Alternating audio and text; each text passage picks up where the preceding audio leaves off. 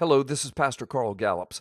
I have a word of advice for the Trump haters. To those who are mourning, screaming, crying, pillaging, accusing, rioting, panicking, destroying, attacking, cursing, ranting, and raving, and generally throwing silly and embarrassing temper tantrums because of the United States election results that resulted in Donald Trump being the next president of the United States, I have some sound advice for you.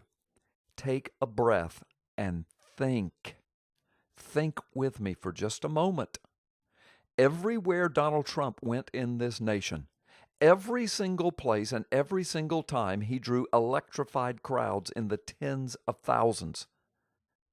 Hillary and Cain drew only hundreds of people, unless, of course, they had some star at the rally, and even then, they were only in the low thousands at the very most.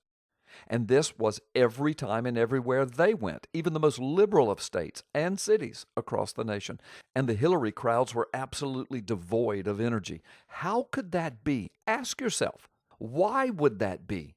And at the end of the day, Donald Trump's landslide electoral college victory was historical. It was a resounding, crushing, debilitating defeat of Hillary Clinton, as well as a national repudiation of the Obama regime's overall political direction. It was also a repudiation of the media and Hollywood and the other leftist political elite. There really is no other sane and rational way to interpret it.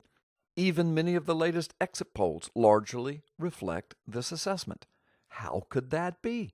Why would that be? The Democrat, leftist, communist, American-hating, Israel-hating, God-hating party is now in complete disarray. They are neutered, perhaps for decades. They are in the worst shape since the days of Reconstruction and the Civil War, which, by the way, was caused by a largely Democrat movement to hold on to the evil of slavery in the United States. As a result of this election, however, the Democrats are in the minority of state governors, U.S. House representatives, U.S. senators, and now, of course, the White House, which means they will soon be in the minority of seats on the federal courts, including the Supreme Court. This fact will set a more conservative, America-friendly agenda for the next couple of generations, even if a leftist again wins the White House 8 years from now. But how could that be, you ask? Why would that be? And here's the irony. The Democrats, while the election was in its final days, continually warned that if Trump won, there would be rioting in the streets, killing, hate crimes, and general national bedlam. First, I challenge anyone listening to this to produce any evidence that this described scenario has actually ever happened, ever, in U.S. history from the conservative side after a national election. Where is the evidence of this, for example, after the election of Barack Obama? Where are the videos of rioting in the streets, dragging people from their cars and beating them half to death, burning, pillaging, rioting? There are none. However, what we are observing right now across America is the exact opposite. It is the left that are killing, maiming, beating, burning, vandalizing, threatening, shooting police, and en masse calling for the assassination of the man who just won the White House. How can that be? Why would that be? Look at the election maps on the internet. The vast majority of the nation, especially the heartland, is painted red for conservative. That's how they voted. That's what they wanted. That's what we got. Donald Trump promised a wall on the border, tighter immigration security, a strengthened military, lower taxes, more jobs, the return of the rule of law, protection of our constitutional rights, the destruction of the abortion holocaust and protection of the unborn, respect for our police, the revamping of the failed Obamacare, and a return to the respect of our nation's Judeo-Christian foundation. And he won with a historical and landslide victory. How can that be? Why would that be?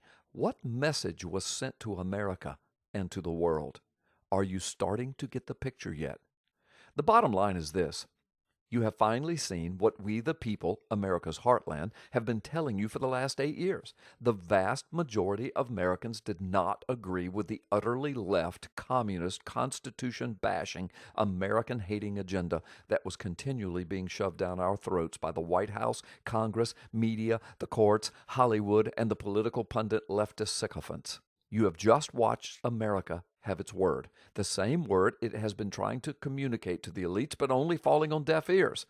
But now we, the people, finally had a chance to speak, and we had the powerful alternative media to support us.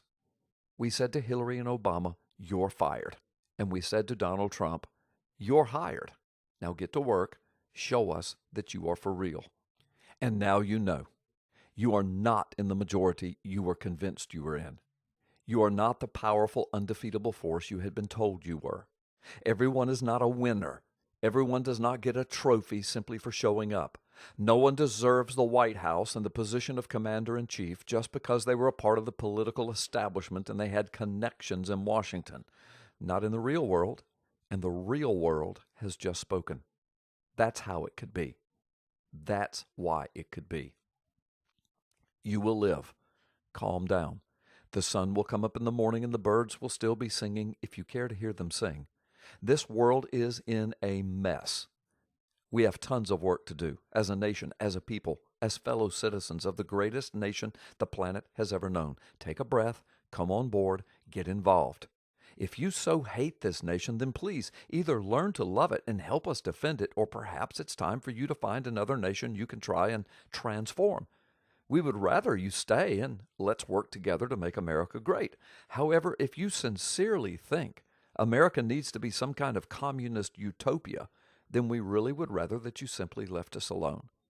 In 2013, Barack Hussein Obama said these words to a joint session of Congress as Republicans were considering to try and force a government shutdown over budget issues. Obama said, "We won, you lost, get over it."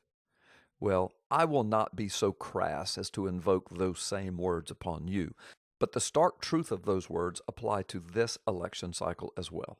Historically so, resoundingly so, unequivocally so, indisputably so. That's simply the plain truth of the matter. And by the way, Christians, believers in Jesus Christ, it's now time to make the church great again in America. Or shame on us for what's coming next if we don't. Thank you for listening. This is my insight. May the Lord bless you and keep you forever.